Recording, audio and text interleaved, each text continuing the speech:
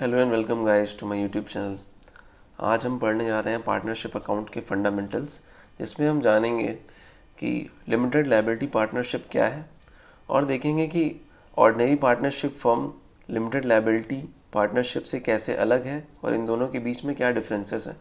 So before we proceed, मैं आप सबसे हम्बल रिक्वेस्ट करना चाहूँगा that be aware of covid, spread awareness around you. Aware रहें, लोगों को अवेयर करते रहें। Let's proceed. सबसे पहले हम समझते हैं कि लिमिटेड लायबिलिटी पार्टनरशिप क्या है।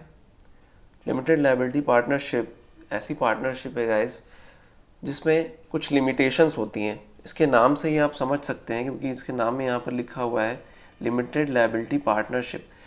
इससे आपको एक आइडिया हो गया होगा कि यहाँ पर लायबिलिटी जो है वो लिमिटेड होती है सारे पार्टनर्स की। और मैं आपको इसका एक बहुत ही आसान सा तरीका आपको बताने वाला हूँ, जिससे आपको याद रखने में बहुत ईजी होगा। एक छोटे से एग्जाम्पल के साथ में समझते हैं हम। सबसे पहले हम पार्टनरशिप में काम करते थे, तो पार्टनरशिप में जब हम काम करते थे तब हमारे पास बहुत सी फ्लेक्सिबिलिटी रहती थी, बहुत सारी, कि कभी अगर ऐसा हुआ कि हमारे पास इंसॉल्वेंसी का केस आ गया पार्टनरशिप में, तो एसेट्स सारी फर्म के अलावा जो पार्टनर्स के घर की होती थी वो सारी भी नीलाम हो जाती थी। लेकिन लिमिटेड लायबिलिटी पार्टनरशिप में ऐसा नहीं है। अगर मैं बात करूँ लिमिटेड लायबिलिटी पार्टनरशिप की, तो जब ये एक्ट बना है LLP 2008 और ये इफेक्ट में आया है 1 अप्रैल 2009 से, उसके बाद से LLP जो है वो ऑर्डिनरी पार्टनरशिप से इसीलिए अलग हो गया है क्योंकि इसमें अगर कभी ऐसी लायबिलिटी है जो उनके शेयर जितने लगाए गए हैं, शेयर कैपिटल उससे ज़्यादा है, तो क्या होगा कि इस केस में उनके घर की संपत्ति नीलाम नहीं होगी। मेरी बात समझिएगा। अगर मैं बात करूं ऑर्डिनरी पार्टनरशिप की, तो उसमें क्या होता कि उसमें आपकी घर की एसेट्स नीलाम हो सकती हैं, लेकिन LLP में ऐसा नहीं है, लिमिटेड होती है लायबिलिटी। यहाँ पर क्रेडिटर्स आपके घर आकर के आपका LED नहीं उठा सकते, ना ही आपकी घर की जो संपत्ति है वो सारी किसी ऑक्शन में नीलाम नहीं होने वाली। इस चीज़ को समझिएगा, ठीक है गाइस। तो हम समझते हैं इसकी डेफिनेशन से।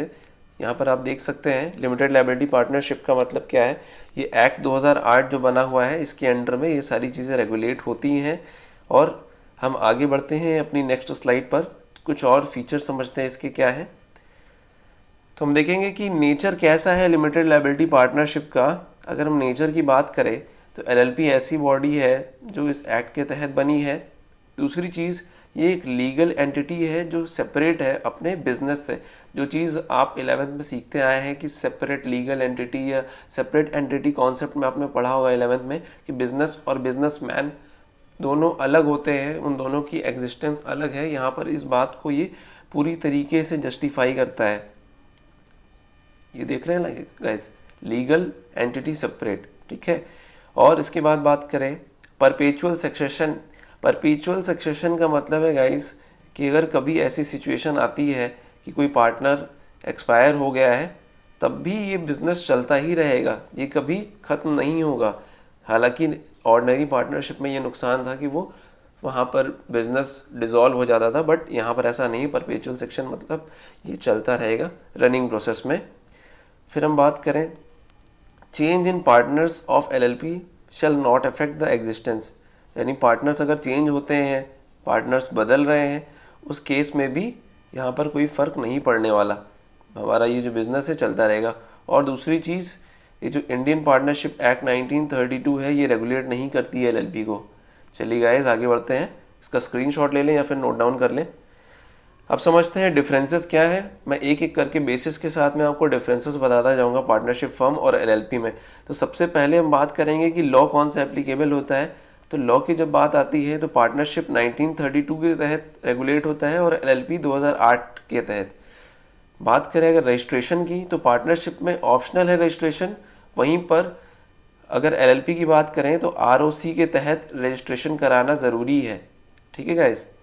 रजिस्ट्रेशन समझ लिया हमने, एप्लीकेबल लॉ समझ लिया है। तीसरा समझते हैं लायबिलिटी। लायबिलिटी के बारे में मैंने अभी बताया कि पार्टनरशिप में पार्टनर्स की लायबिलिटी अनलिमिटेड होती है, जहाँ पर अगर कोई क्रेडिटर है तो उनकी रिकवरी के लिए उनके घर तक भी पहुँच सकता है। लेकिन LLP में ये जो ड्रॉबैक है ये अब दूर हो चुका है। इसमें ये एक फ़ायदा मिलता है एलएलपी के पार्टनर्स को कि जितना उनका शेयर कैपिटल था उतना ही उनसे क्रेडिटर्स वसूल कर सकते हैं। अगर कभी ऐसा हुआ कि इंसॉल्वेंसी आ गई या क्रेडिटर्स को पेमेंट नहीं कर पाए तो उनकी लाइबिलिटी से कभी उनके घर की एसेट्स नहीं बिकेंगी। ठीक है गाइस, आई होप ये पॉइंट भी आपको क्लियर हो गया है। गाइस बात करें अगर हम पार्टनरशिप की, तो पार्टनरशिप में एग्रीमेंट होता है। एग्रीमेंट ज़रूरी नहीं है कि हर बार डीड तैयार हो, ठीक है। अगर डीड नहीं होती है तो वो ओरली एग्रीमेंट भी वैलिड होता है, या जिसे हम वर्बल एग्रीमेंट भी कह सकते हैं। वर्बली हो सकता है, ज़रूरी नहीं कि रिटर्न में डीड तैयार की गई हो। अगर डीड नहीं भी तैयार की गई है तब भी पार्टनरशिप वैलिड होती है एक एग्रीमेंट पर भी। और वहीं बात करें एलएलपी की, तो क्रिएटेड बाय लॉ है, लॉ क्रिएट करता है। जब तक एक्ट इसका 2008 के एक्ट के तहत रजिस्ट्रेशन नहीं होता है तब तक ये वैलिड नहीं होता है। ऑर्डिनरी पार्टनरशिप, उसमें कंप्लायंस बहुत ही लो होते हैं, बहुत ही लेस होता है। लेकिन एलएलपी में बहुत ज़्यादा कंप्लाइंसेस होते हैं, यहाँ पर पेपर वर्क काफ़ी ज़्यादा करना पड़ता है।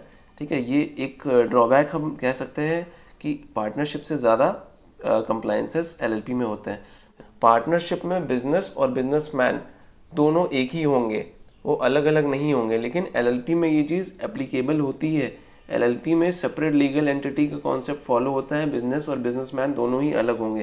ठीक है गाइस, अब हम बात करेंगे पॉइंट नंबर 7 की। पॉइंट नंबर 7 जिसके बारे में हमने इससे पहले भी बात करी थी। तो पार्टनरशिप की अगर मैं बात करूं तो पार्टनरशिप में अगर कोई पार्टनर एक्सपायर हो जाता है या छोड़ करके चला जाता है तो पार्टनरशिप डिसॉल्व हो जाती है। लेकिन एलएलपी में ऐसा नहीं है। अगर कोई पार्टनर छोड़ करके जा भी रहा है वो बिज़नेस कंटिन्यू चलता रहेगा और वो पार्टनरशिप बंद नहीं होगी। इस वजह से यहाँ पर पार्टनरशिप इस चीज़ से लैग करता है। अब बात करें नंबर ऑफ़ पार्टनर्स की, तो नंबर ऑफ़ पार्टनर्स अलग अलग है दोनों ही में। पहले हमारा 1932 का जो एक्ट था पार्टनरशिप का, उसमें मैक्सिमम 20 होते थे और मिनिमम होते थे 2, जिसमें 20 में भी एक क्राइटेरिया था कि 10 जो पार्टनर्स थे वो बैंकिंग बिजनेस के लिए होते थे और 20 जो पार्टनर्स होते थे वो अदर बिजनेस के लिए होते थे। ठीक है गाइस, लेकिन अब जो हमारा एक्ट आया है पार्टनरशिप एक्ट 2013, तो इस एक्ट में आपको ये नई चीज़ बताई गई है कि मिनिमम 2 रहेंगे और मैक्सिमम 50 रहेंगे। वहीं एलएलपी की अगर हम बात करें तो एलएलपी में मिनिमम 2 रहेंगे लेकिन मैक्सिमम की कोई लिमिट नहीं है। बात करते हैं ओनरशिप ऑफ एसेट्स की, तो फर्म में जितनी भी एसेट्स हैं, ठीक है, पार्टनरशिप की अगर मैं बात करूं तो पार्टनरशिप में can not own any asset. Partnership में कोई किसी भी एसेट को फर्म ओन नहीं करती है, पार्टनर खुद उनके मालिक होते हैं। या तो ए और बी, इन दोनों की अगर मैं बात करूं तो अगर प्लांट है तो हो सकता है कि ए का हो प्लांट, और अगर कोई ऑफिस है तो हो सकता है उस पर राइट बी का हो, दोनों मिलकर के एक काम कर रहे हो। लेकिन अगर एलएलपी की बात करें तो एलएलपी में हम ये चीज़ समझेंगे कि एलएलपी में अगर कोई ऑफिस है या प्लांट है या मशीनरी है, वो कंपनी के नाम से ही रजिस्टर होंगी। कंपनी ओन करती है एसेट को। क्या मैं इस बात को जस्टिफाई कर पाया? अगर आपको ये सारे पॉइंट्स क्लियर है, कोई डाउट नहीं है, तो प्लीज़ कमेंट में आप लिखें यस, तो मैं ये समझूंगा कि ये सारे पॉइंट्स आपको क्लियर हो गए हैं। अगर आपको ये वीडियो पसंद आया है तो प्लीज़ इस वीडियो को आप लाइक करें, शेयर करें, सब्सक्राइब करें और बेल का आइकन प्रेस कर दें ताकि फ्यूचर में जितने भी वीडियोस हैं उनका नोटिफिकेशन आपको मिल जाए। इसके अलावा अगर आप और भी किसी टॉपिक पर वीडियो चाहते हैं तो आप कमेंट बॉक्स में लिख दें। Thank you so much for watching this video. Have a nice day.